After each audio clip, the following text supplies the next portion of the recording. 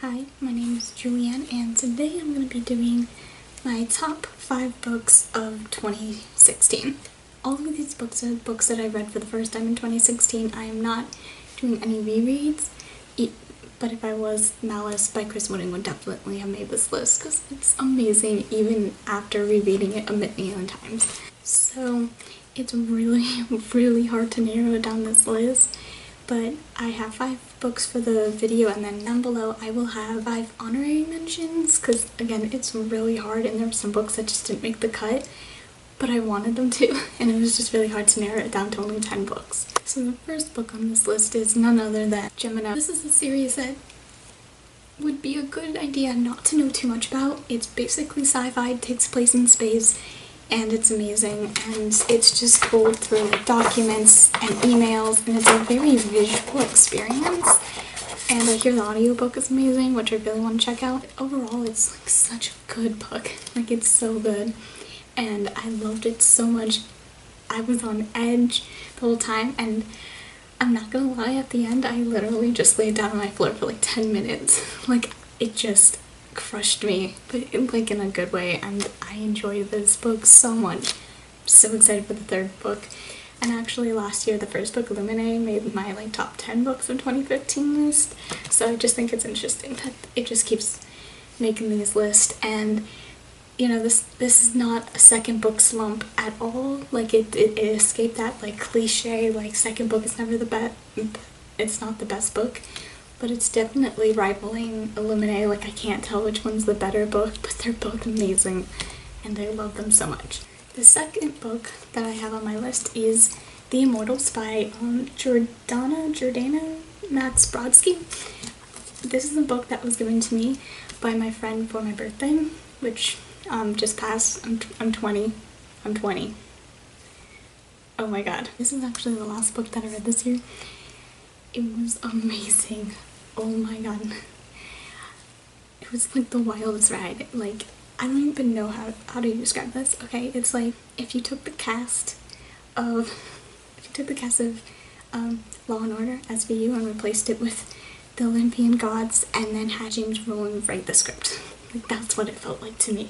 If you're a Percy Jackson fan and you kind of want to read about Olympian gods, but like for older people, this book is really good. It's definitely feels more like a new adult or even an adult book, and it's basically of Artemis, who has become a private investigator, and then there's a serial killer and she's trying to track him down. So it's like a serial killer thriller but with Olympian gods, and it's amazing. What's really interesting is like it addresses this whole issue of the gods fading, which if you read Percy Jackson they do discuss that, so it was very interesting to get that side of it from a perspective of a goddess, and like to delve even further into the whole fading thing. And I do want to make a separate review of this, so I'll probably go into more details about the plot in that video, but this was so good.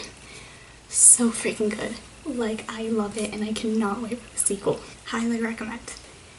If you're an adult, or you're okay with adult content. We're talking about the gods and Rick Riordan, Percy Jackson. Hammer of Thor, definitely making the list, of course. You might be wondering why Trials of Apollo isn't making the list. Here's the thing. I like Trials of Apollo. Amazing book. So much fun. It was a filler book at the end of the day. It was just there to make you laugh, and then you moved on.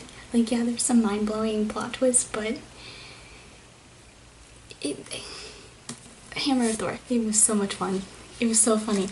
The plot line, not the best, but the characters and the laughs, they were. I don't know if the plot line made any sense, but the characters were awesome, and that's really what I care about right now, because like, it was so much fun. It was so funny. It was beautiful. I read it in 2 days. I literally started this book in line. I got the book and just started reading it, and then I was like halfway through the book, and then the next day I was done. If you love Percy Jackson, you should read this series. Just saying, just hit myself in the face with my book. Can't wait for the 3rd book, which is the last book. But this might actually be my favorite series. Like, it might like it more than Percy Jackson, but I can't really say that until I read the third book and then officially determine that from the third book.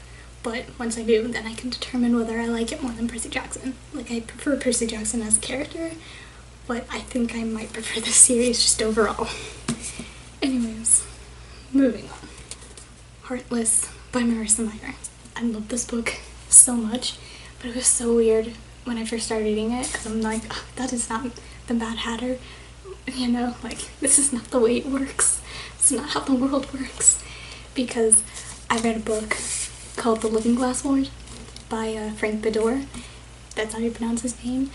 And let me just tell you, he is the king of Alice in Wonderland retellings. And I say this reading only one book by him and only reading one Alice in Wonderland retelling, but that's beside the point.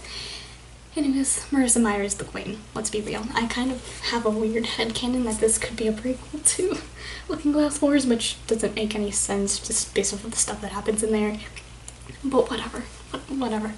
Anyways, so it was kind of weird going into this because I'm like, okay, the characters aren't like the characters from that series, but it was still interesting to read. Like, the writing was amazing. It was just like, Marissa Meyer is such a good writer, and I enjoyed this book. It was just interesting to get the perspective of a villain, how she became like a villain. Like, at the end of the day, she's gonna become evil, and it's like, no, I'm rooting for you, I don't want you to become evil, and you're just kind of hoping that maybe it doesn't work out the way you think. But this is a story of how the Red Queen becomes evil and how she becomes a Red Queen, so you know, like, at the end of the day, she will become the Red Queen, and it just hurts because it's like, no, I wanted more from you, I don't want you to become evil. But it was just fantastic read. I thoroughly enjoyed it, and I highly recommend it, especially if you read the Luna Chronicles, which were amazing. This next series I do not have on me, and yes, I know it's a duology, and yes, I'm using both books for the 5th book slot, so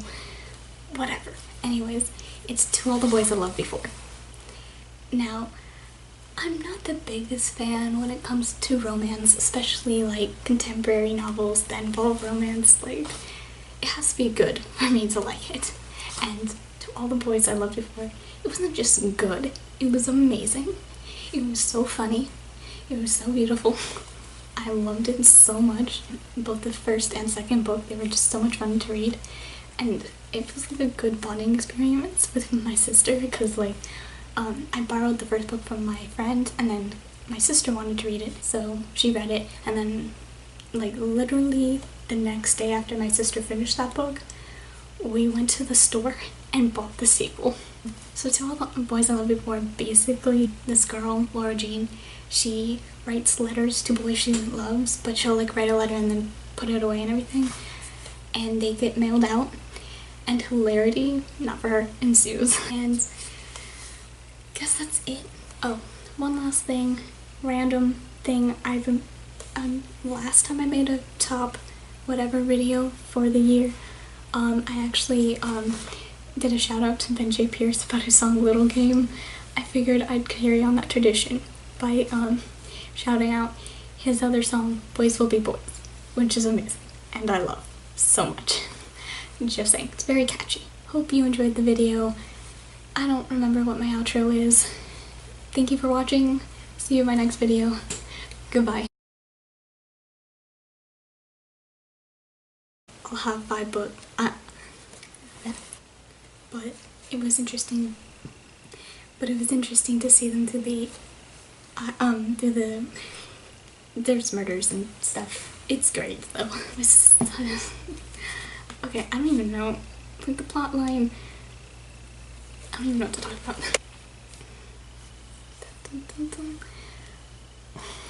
What am I talking about again?